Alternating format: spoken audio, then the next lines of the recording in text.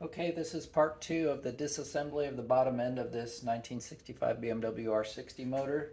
Um, Once you've got the clutch pulled out, you can inspect its components. You'll have a pressure plate and friction disc and the inner plate all covered with nastiness and asbestos and things you don't want to handle very much. So get that out, take it and set it aside. The next thing that comes out is the spring, the clutch spring. Take that out and set that aside also.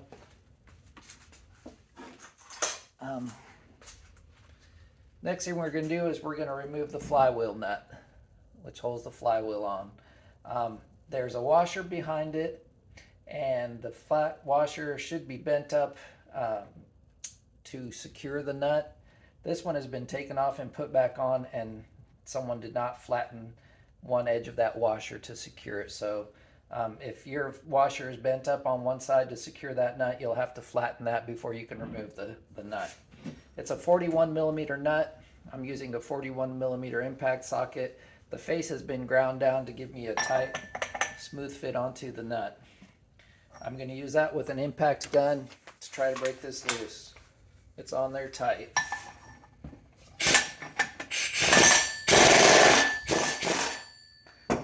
Here it comes.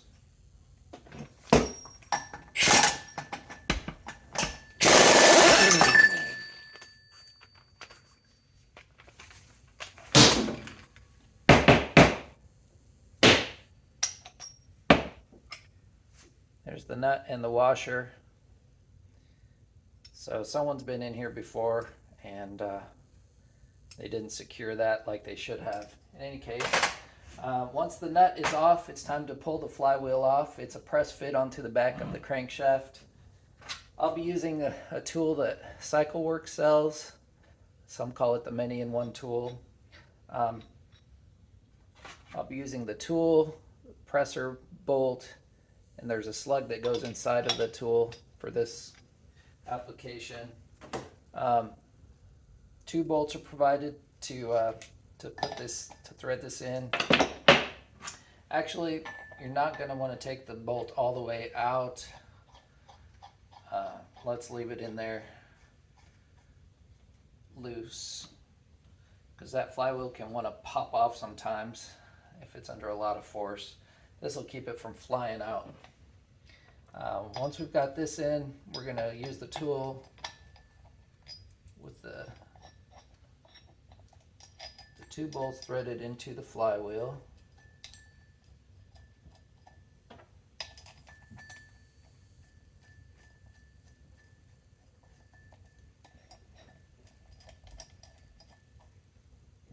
Once the tool is secure on the flywheel, then we'll turn that nut. So now we're ready to pull the flywheel. We've got the tool positioned. Using a 1 1/8 inch impact.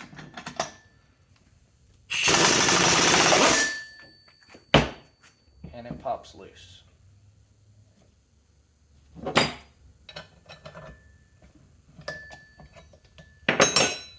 Once you've got it loose, just take out the tool. And then you can remove the flywheel nut.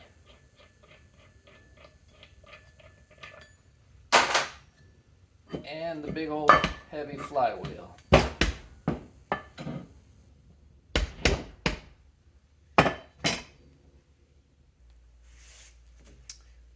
Once you've got the flywheel off, take it and set it aside. You'll notice that there are marks on the flywheel for full advance, timing marks anyway, the top dead center mark and full advance and the standard timing marks. Set the flywheel aside somewhere. Behind the flywheel, you notice there'll be a little washer. Make sure you get that out. Keep it. You want to use that again if it's in good shape. The next thing you can do is take out the rear main seal. This one looks like it's probably been replaced at some point.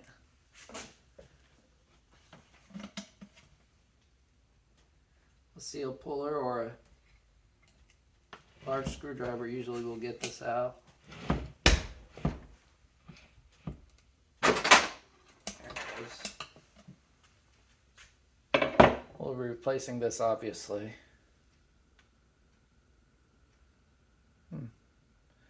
Could be an original. And then behind that, there's an oil baffle. It's like a washer also, but it has a concave edge, and that edge, the lip, goes towards the crank. So make a note of that, and make sure you keep this for reuse. Okay, the next thing we're going to do, now we're on the front of the motor, we're going to take off the front cover and take out the electronics that are inside here. This is the magneto coil. This is the advanced mechanism, the points, and this is the generator and the generator rotor. We're going to need to take all this off. So we'll start by taking off the ignition advance.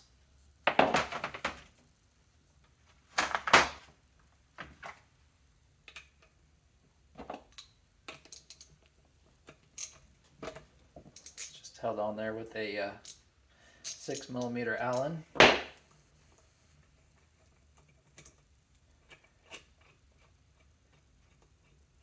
You'll want to unthread this all the way out.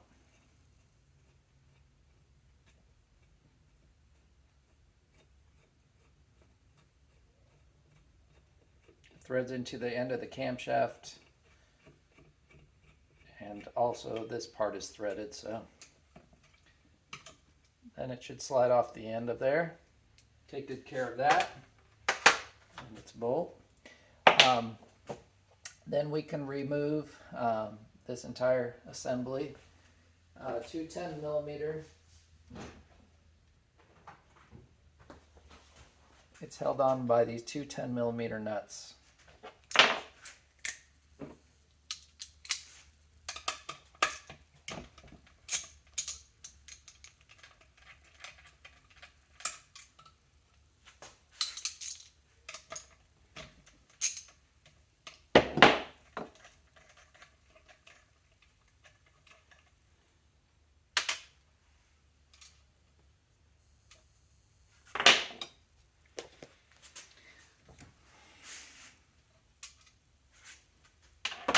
So once you've got those nuts off, you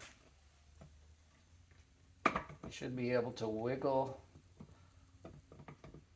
the points and magneto coil assembly off. Then there's the magneto rotor. That's the next thing we'll take off. There's a special tool to remove it. It's just a threaded bolt. The threads have been taken off the end of that. And what we'll do is we'll thread this all the way into the rotor until it seats against the end of the camshaft. And then we'll tighten that to pop that rotor off.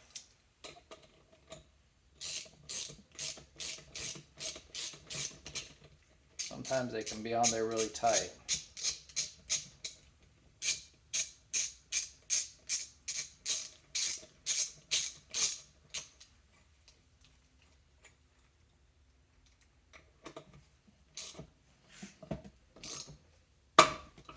That one popped right off.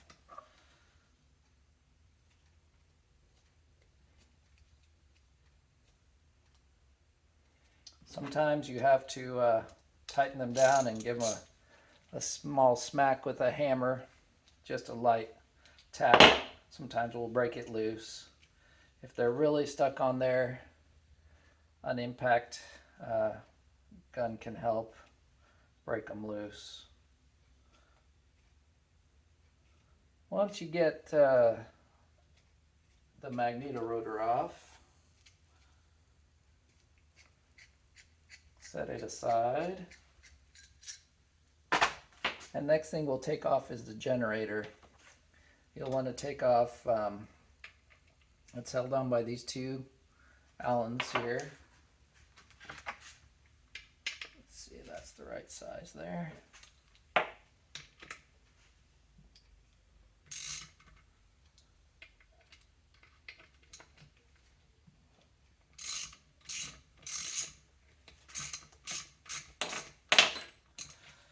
Go ahead and remove those and their washers.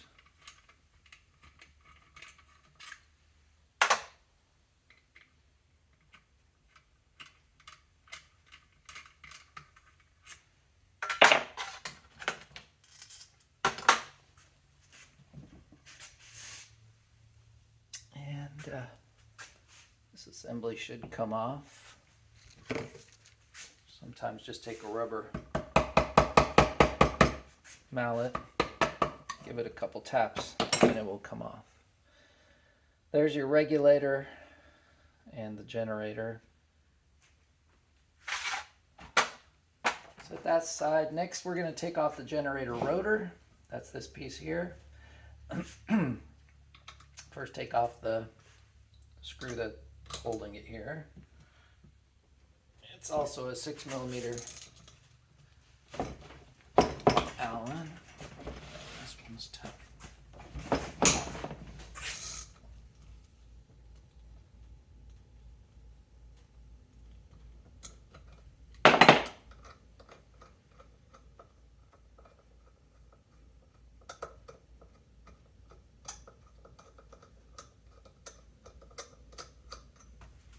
There you go. It's a shorter bolt. Keep track of that. And then we're going to pull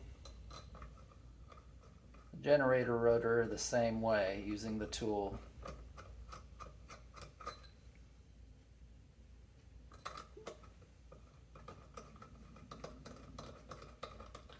Thread that all the way in. And I'm using a 13mm socket to tighten that. And that pops the rotor off.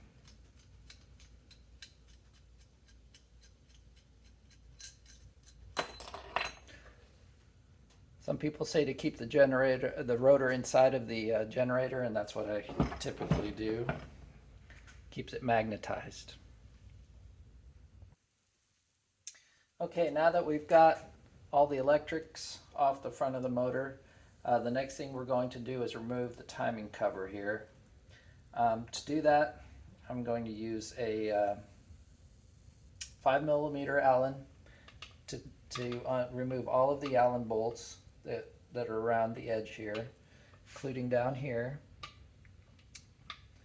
And once we get those all out, then we'll use a puller to remove the timing cover.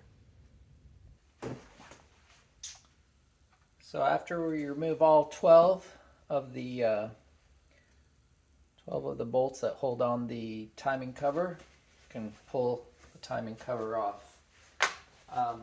And we're going to be using the tool.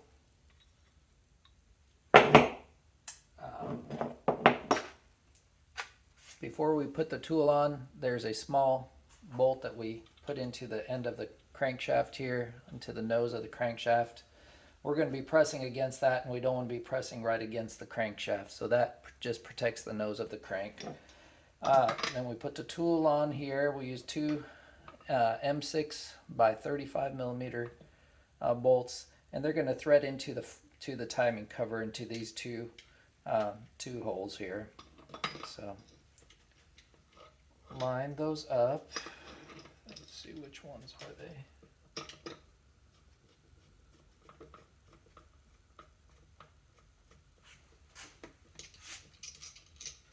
Just thread those into the timing cover. Snug them down.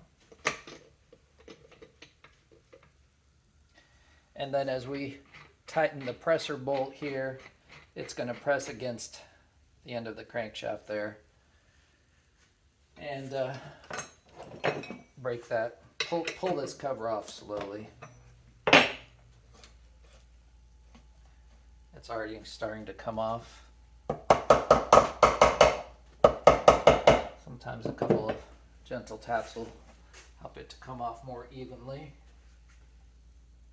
Uh-oh.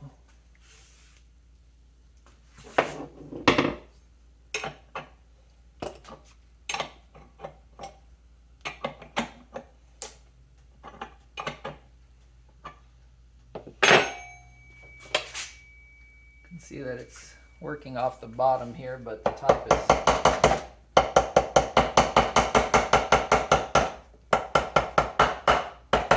holding on for some reason.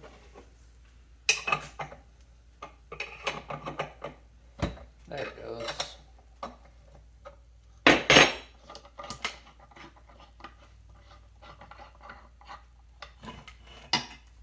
And that's the timing cover removed.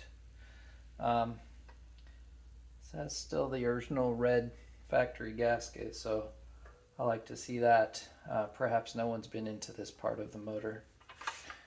So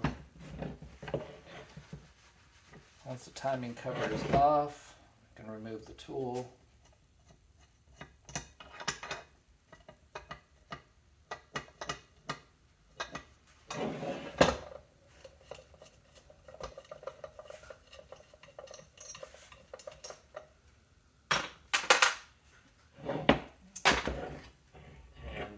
You'll notice on the inside of the timing cover, this is the breather plate, and it's actually just stuck on there. It's just actually being held on by oil residue there. There's nothing that holds it on there.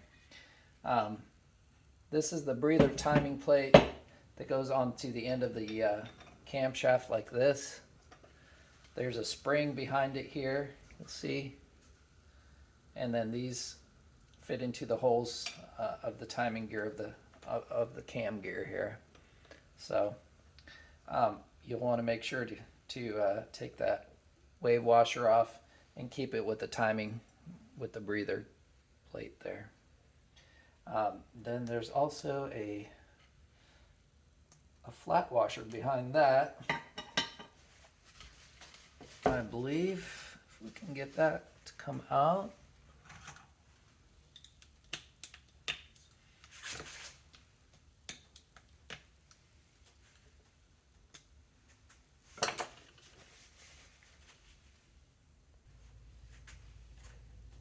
This is the washer, then the wave washer, and the breather plate.